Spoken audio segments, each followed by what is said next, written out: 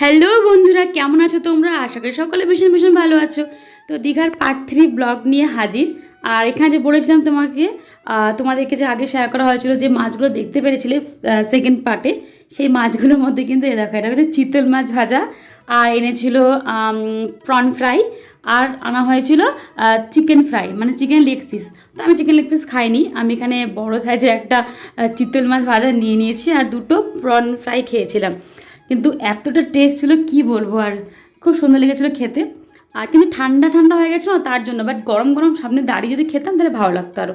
তো খাওয়া দাওয়ার পর ভাগ্নের জন্য নিয়ে এসেছিলো যেটা খেলনাটা, তো সেটাই ওকে দিয়ে একটু খেলাচ্ছিলাম আর কি, ওর মাইন্ডটা একটু ভালো করার জন্য, যেহেতু কোথাও নিয়ে যাওয়া হয়নি তখন ওকে। আর এখানে রাতের ডিনারে ছিল আমাদের শুধু নর্মাল প্লেন ভাত, আর ছিল মাটন কষা। আর মা যেহেতু রুটি খাবে তো তার জন্য এখানে রুমালি রুটিও ছিল। আর আমরা তো 10 তারিখে দীঘা পৌঁছেছি, তো সেদিনকে না আমরা লাঞ্চটাও করেছি সেম হোটেলেই, মানে যে হোটেলে ছিলাম আমরা আর কি। আর ডিনারটাও সেখান থেকে অর্ডার করেছি। খাবারগুলোর টেস্ট নেই অবশ্য, কিন্তু কিছু করার ছিল না। অ্যাকচুয়ালি মায়ের শরীরটা ভালো ছিল না, দিদির শরীর ভালো না, তো বাইরে গিয়ে সবাই মিলে খাবো সেটা আর কারোরই ক্ষমতা ছিল না শরীরে, তার জন্য হোটেলের খাবারটাই অর্ডার করা হয়েছে।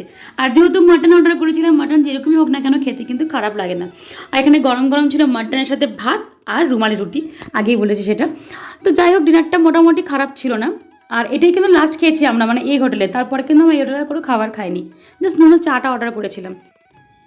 তো ভিডিওটা কেমন লাগলো অবশ্যই জানিও। তোমাদের একটা লাইক আর কমেন্ট যখন দেখি না, সত্যি খুব ভালো লাগে যে না, কেউ আছে আমার পাশেও।